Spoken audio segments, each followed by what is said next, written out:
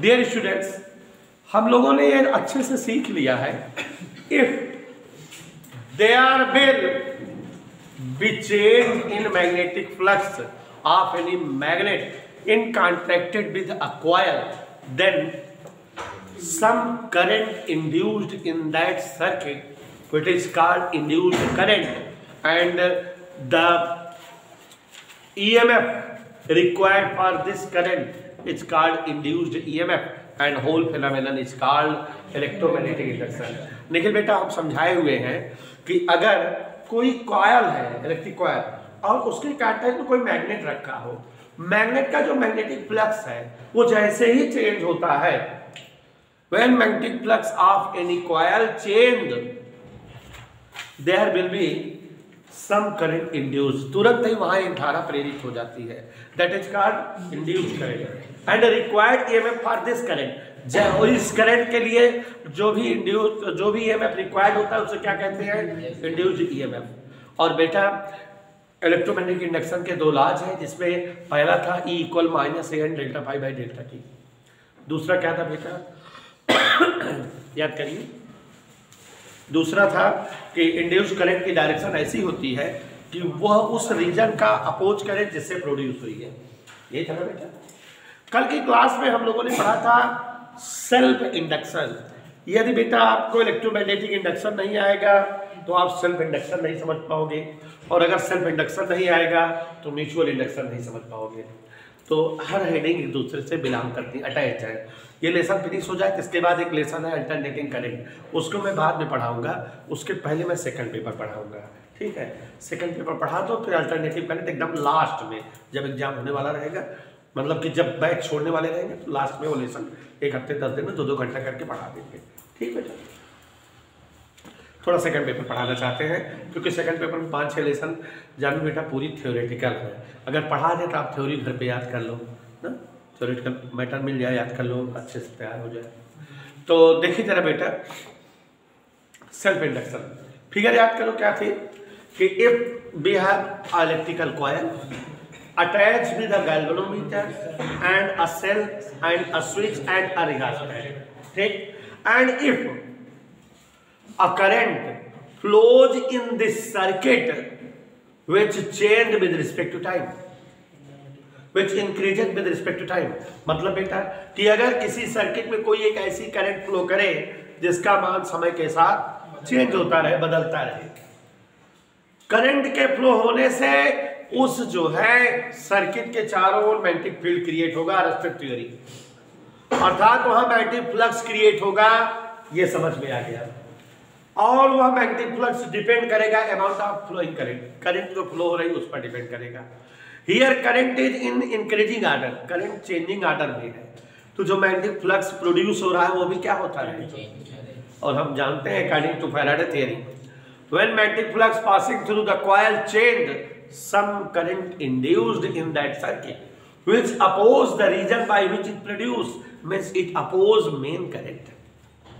Main current बढ़ती रहेगी, flux जो इससे गुजरेगा वो भी बढ़ता रहेगा, फ्लक्स चेंजिंग से इंड्यूस करंट जो बनेगी वो भी चेंज होती रहेगी।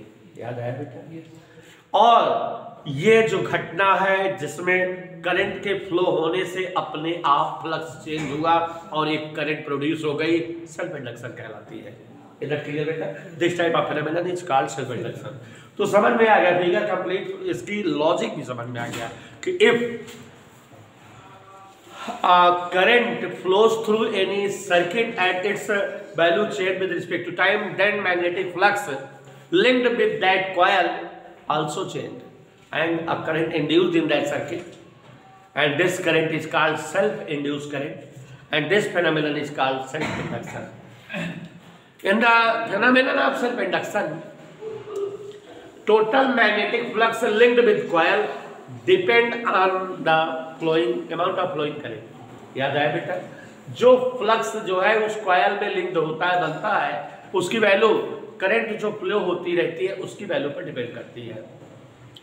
If current I flows through any circuit and due to this flux phi produce in each turn of the coil, total flux क्या हो जाता है? N phi.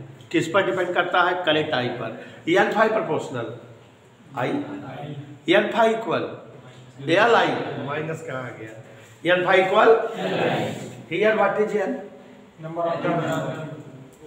What is L coefficient of self induction इसे और क्या कहते हैं self inductance N phi equal L I आया था N phi equal L I में L is called self inductance and it's evaluated as L equal N phi by I if I equal 1 then L equal L phi means if unit current flows through any circuit then total produced magnetic flux is equal to the amount of self inductance of that coil. ये बताया था बेटा. What is the unit? Unit of self inductance is Weber per ampere and it is also called Henry. Mr. Joseph Henry, American scientist, was the founder of self inductance. ठीक है ना बेटा. फिर एक रिलेशन बताए थे, याद आ रहा है ना बेटा. थोड़ा सा बेटा आप लोग जो है यहाँ पढ़ने के बाद घर पे जाके वीडियो देख लिया करिए. ये लेसन बेटा प्रज्ञान बहुत इंपॉर्टेंट है, तो इसलिए थोड़ा सा लेसन में 3 सवाल 3 क्वेश्चन बहुत ज़्यादा इंपॉर्टेंट है, अक्सर कंटिन्यूस पूछी जाती हैं. एक जहाज वाली सवाल है, एक ट्रेन वाली है और एक जो है बैटरी फील्ड की है. याद है सब, तो हमेशा पूछी जाती है. बता दूंगा लगवाते समय. तो बाय द वे लेसन बहुत ज़्यादा महत्वपूर्ण है और हम इसके बाद सेकंड पेपर पढ़ाएंगे, आप समझ ही रहे हो. तो सेकंड पेपर बेटा जो छूटा हुआ है पहले वो पढ़ाएंगे, तब वेव और लाइट जो है रिवाइज कराना. पहले जो बच्चे हैं वो, तो जैसा कि आप जान रहे हैं relation in between L and E. जानिए बेटा इसको लैंग्वेज में कैसे बोलेंगे. हमने तो सिंबल बोला एल एंड ई, आप लैंग्वेज में कैसे बोलोगे.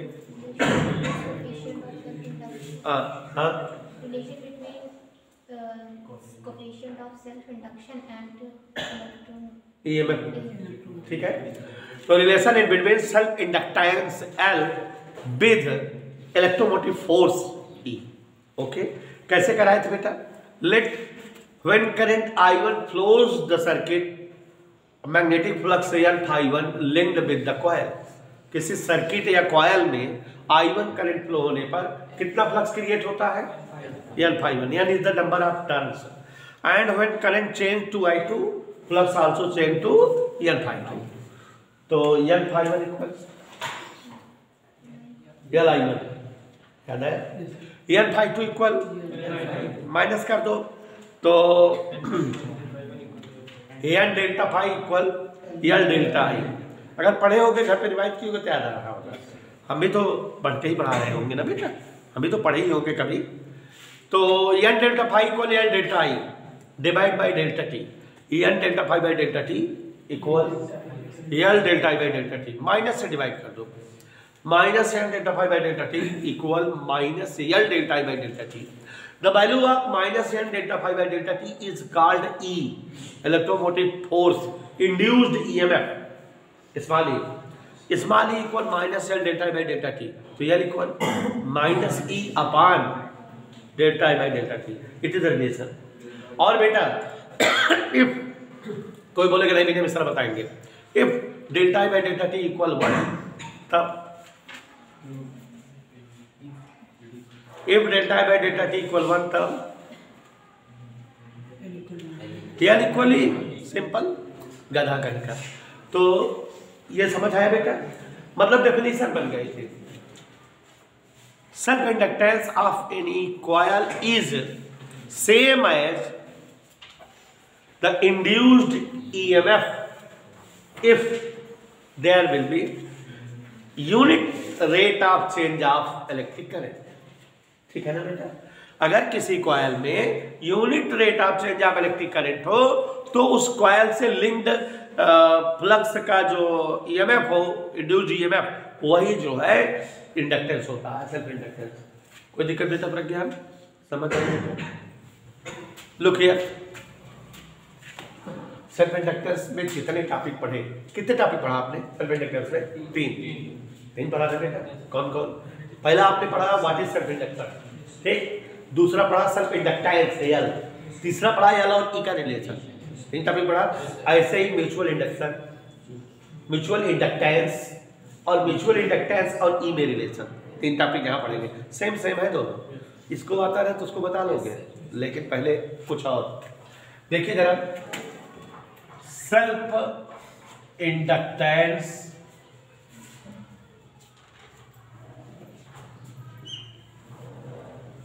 फॉर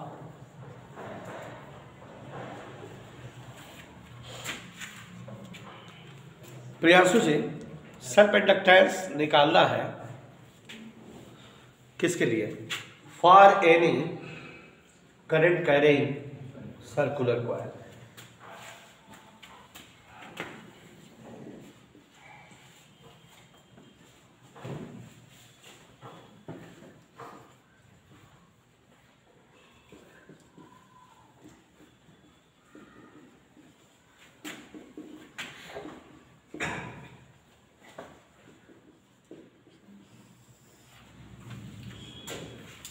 आसिफ बेटा तुम देख रहे हो बोर्ड पर क्या लिखा है?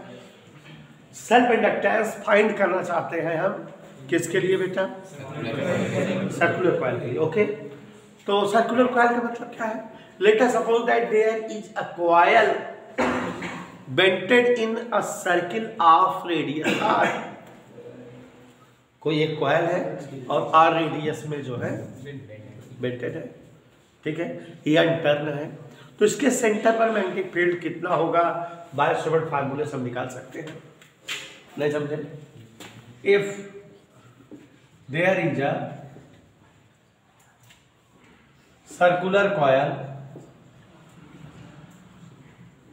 Of radius r, I current is flowing, कोई दिक्कत जाके बेटा थ्रू इट। कितना करंट फ्लो हो रही है बच्चों? I। तो करंट कैरिंग कॉइल हो गई ना बेटा। बायो समझ चाचा बताए हैं कि करंट कैरिंग कॉइल के सेंटर पर कितना मैग्नेटिक फील्ड बनता है, बताए हैं ना? Magnetic field at its centre, याद करो मिले मिश्रा, आपको याद नहीं, म्यू नॉट अपान 2 या ना ये पागा, याद आया बेटा? जब कॉइल में करंट हो रही है तो कॉइल के चारों ओर मैग्नेटिक फील्ड बना है, इसका मतलब कॉइल से मैग्नेटिक फ्लक्स पास हो रहा होगा कि नहीं? So magnetic flux passing through coil. यहां तक समझ में आ रहा है? कोई दिक्कत समझ आ रहा है? क्या होता है भाई? मैक्सिमम फ्लक्स BA होता है, BA का से लिखा जाता है, क्योंकि कॉइल 90 डिग्री 90 माइनस 90, BA का 0 मींस BA। B की वैल्यू A की वैल्यू, सर्कुलर कॉइल का एरिया इधर clear, mu not upon 2 N I pi R। कोई डाउट नहीं? आज का बात करते हैं अपने पास। So self inductance of circular air equal, formula क्या होता है? यही होता है ना बेटा, N5/I होता है।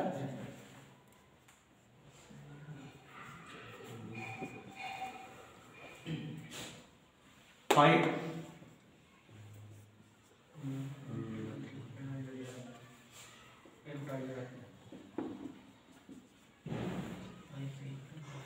this I cancel this,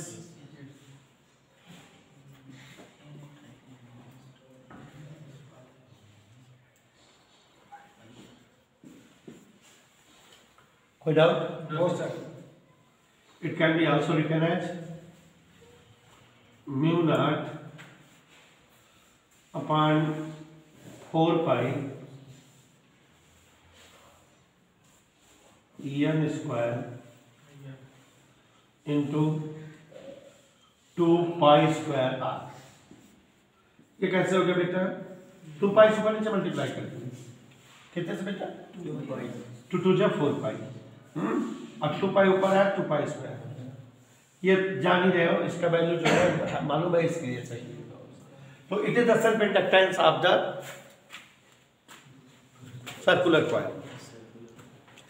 self inductance for any current carrying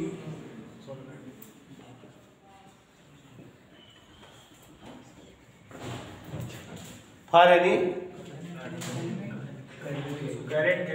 current carrying solenoid।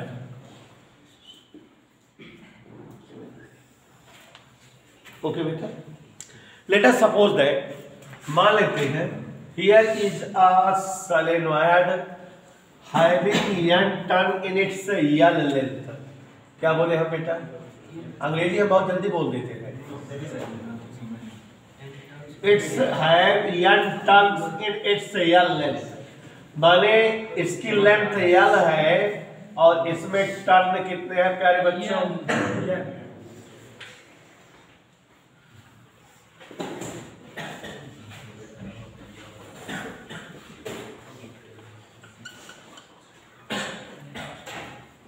ठीक है बेटा।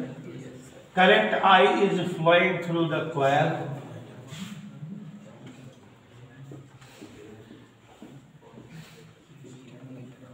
कितनी लेंथ है?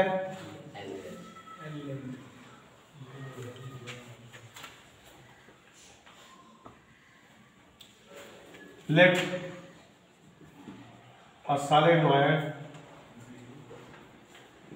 of length L,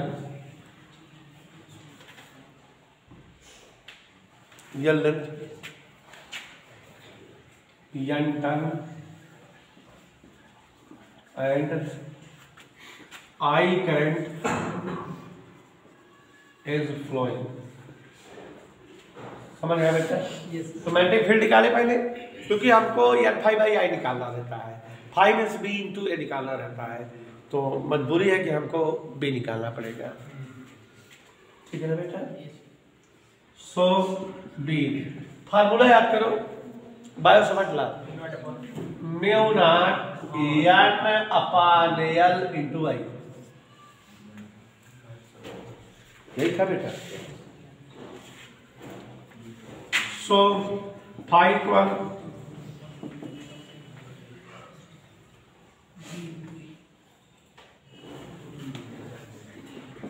mu naught N by L into I into A। A means area of the solenoid, pi R square, अगर इसकी radius solenoid की are हो। हम अभी ये लिखा रहने दे रहे हैं।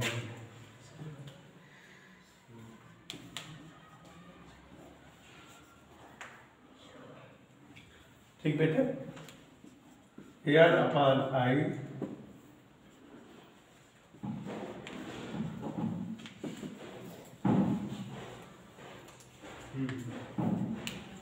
अच्छा हाँ, एक डिस्टर्बेंस, इसकी लेंथ को स्मॉल एल से लिख दे रहे हैं, क्योंकि डबल एल आ गया कंफ्यूजन आ जाएगा। ठीक है बेटा, यहाँ भी एल आ गया ना।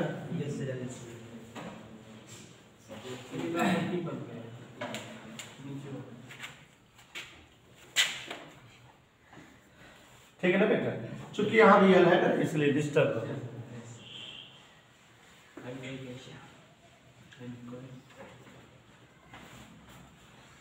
ऐसे कर गया।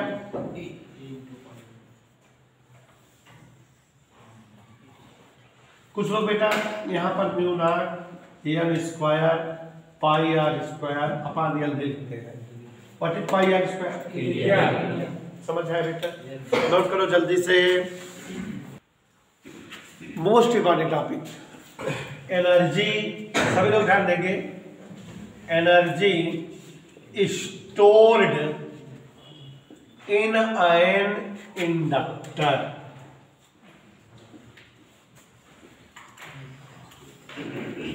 ध्यान से देखिएगा। और ये लेसन आप ये भी देख रहे हो कि मोस्टली मैथमेटिकल है, कैलकुलेशन सही तो है, छोटे छोटे डेरिवेशन है, रोज 2-4 डेरिवेशन पढ़ा रहे हैं, घर पे जाके रिवाइज करिएगा, अच्छे से क्लियर हो जाएगा। तो एक बार फिर से बताते हैं बेटा, energy stored in ion inductor. कोई इंडक्टर है माने जिसमें इंडक्टेंस की घटना हो, उसमें कितना एनर्जी स्टोर्ड होती है, कितना एनर्जी रहती है। When any current passes through any coil and if the current change with respect to time, then produced या linked flux also change with respect to time and EMF induced in that circuit। समझ आई बात कि अगर कोई current किसी coil में flow करती है और करंट अगर चेंजिंग नेचर की हो, करंट अगर there will be an EMF induce in that circuit due to the change in flux. Flux change होगा और इसलिए कोई इंड्यूस्ड EMF क्या हो जाएगा, बन जाएगा वहां पे। उस EMF के अगेंस्ट जो वर्क डन होता है वही जो है उस इंडक्टर की एनर्जी स्टोर्ड होकर के मिलती है। Total work done against that induced EMF will be stored in the term of energy। ठीक है बेटा, जो हमारा इंड्यूस EMF बनता है उसके विरुद्ध जो भी हम वर्क डन करते हैं वही हमें जो है total work done against induced EMF will be stored in the form of stored energy। ठीक है ना बेटा। अब हम अगर मान लेते हैं कि late us suppose that current I is flowing through that coil, means there is a change in charge dq with respect to time delta t। Delta T time में कितना चार्ज का चेंजिंग हो रही है, ठीक है। देखो let dq charge is flowing through the coil due to this change of current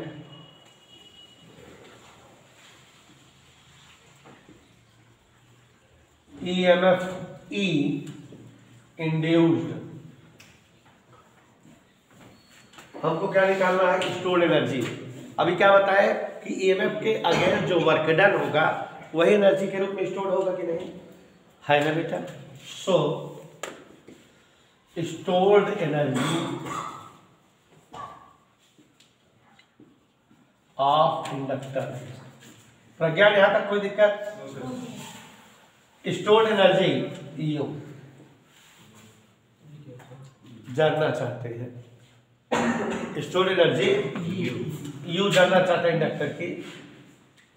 हम इस EMF के अगेंस्ट जो वर्क डन किए हो वही निकाल दे तो हमारे पास स्टोर्ड एनर्जी आ जाए। कॉइल में कितना चार्ज फ्लो हो रहा है, कितने टाइम में, dt टाइम में, तो कितना वर्क हो रहा होगा पता कर सकते हैं। इसको जस्ट बाद में लिखेंगे, ये इतना समझिए। So work done for flowing charge dq dw equal, कोई लड़का बता सकता है यहाँ dw क्या होगा? नहीं बता सकता, क्योंकि बेटा E का फार्मूला होता है E बराबर w/q। पढ़ाए हुए हैं जैसे total work done for flowing unit charge. Unit charge के फ्लो करने के लिए जो वर्क डन होता है वही तो EMF होता है। E इक्वल w/q होता है नहीं बेटा, E इक्वल w/q। यहाँ पर कितना चार्ज फ्लो हो रहा है dq, तो कितना वर्क होगा dw, तो dw बराबर क्या होगा E इंटू dq। अगेंस्ट ले रहे हैं इसलिए माइनस है यहाँ, सिंस E इक्वल dw/dq, क्योंकि डेफिनेशन हमारी है कि EMF जो प्रोड्यूस हुआ उसके अगेंस्ट जो वर्क डन करे वही जो है कॉइल के एनर्जी के रूप में स्टोर होता है। Total work done against induced EMF will be stored in the form of energy of the coil. Induced EMF के विरुद्ध किया गया कुल कार्य ही एनर्जी के रूप में प्राप्त होता है। ठीक है ना बेटा, ये समझ में आया। हमने मान लिया कि करंट कितनी फ्लो हो रही थी वहां आई, और जिसमें मतलब है कि dt टाइम में चेंजिंग चार्ज में कितनी हो रही dq, तो हम लोग जानते हैं बराबर dw बाई dq, तो dw इक्वल इनटू dq, कोई डाउट समझ आया बेटा। बट इक्वल इसीलिए सब में आपको पढ़ाए हैं क्योंकि हमको इंडक्टेंस वगैरह लाना है। ई और एल में एक रिलेशन बताए थे, नहीं याद है? E equal minus L D I by D T, delta I by delta T.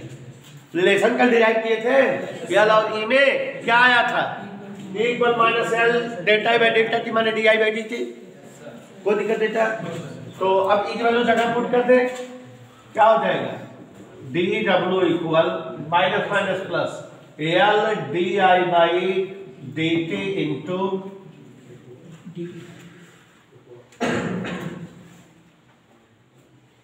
नहीं समझ में? अगले लाइन से देखिए, D W equal L D I into I, D Q by D T बराबर rate of change of current, rate of change of charge इस काल करें। तो ये एल डी आई आई इसको ऐसे लिख सकते हैं, D W equal L I D I. It is work done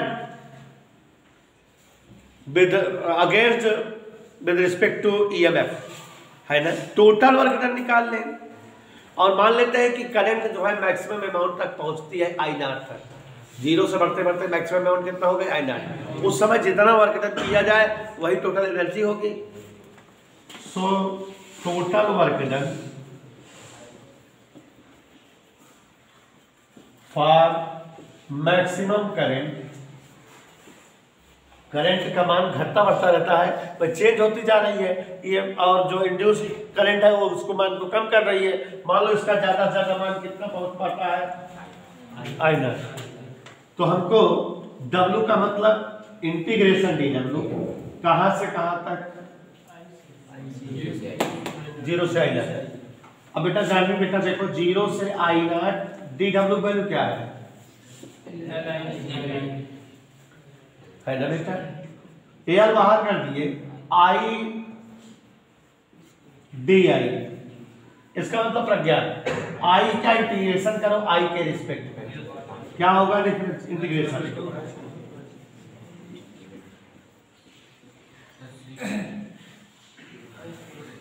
यही होगा zero to I not.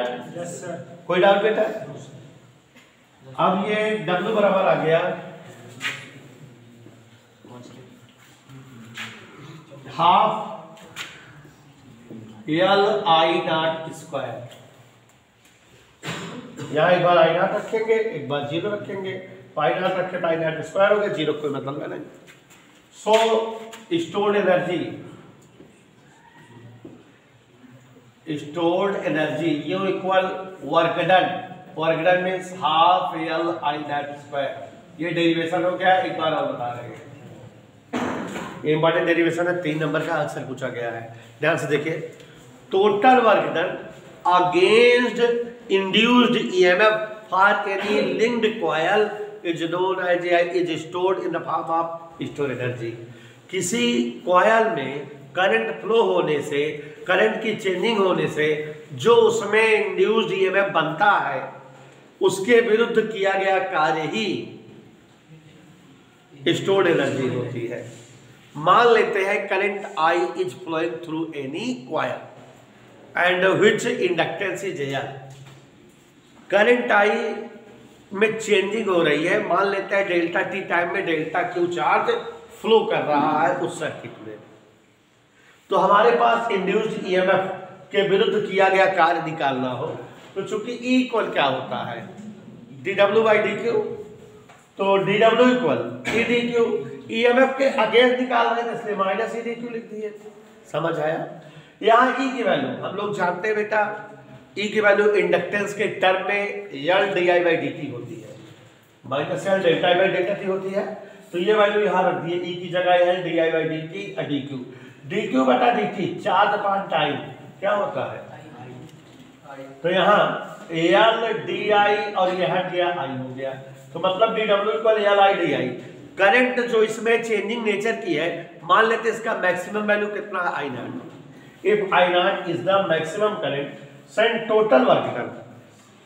Total work done, थोड़े से करंट फ्लो के लिए वर्क डन डी डब्ल्यू है, तो मैक्सिमम करंट आई नॉट के लिए work done W equal 0 to I naught integration D W. D W value रहती है एल आई डी आई, आई का इंटीग्रेशन कर दिया आई स्क्वायर अपॉन 2, लिमिट 0 से आई नॉट है, हल कर दिया, आंसर आ गया।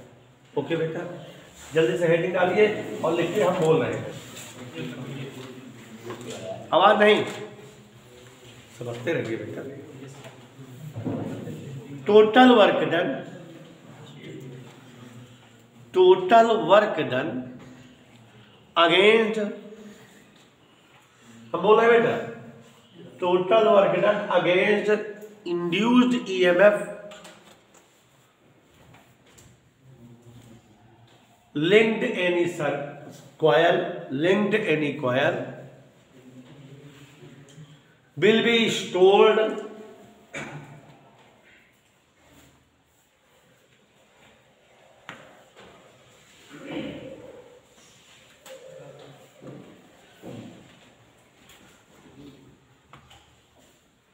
in the form of stored energy of the inductor. Form of stored energy in the of the inductor. Let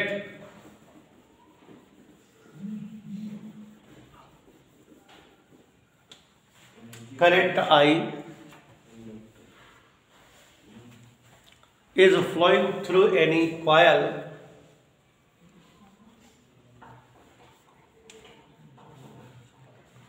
during it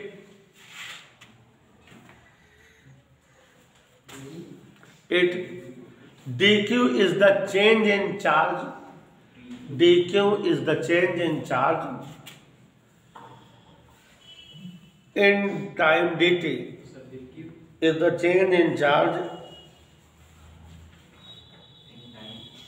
in time dt. Okay,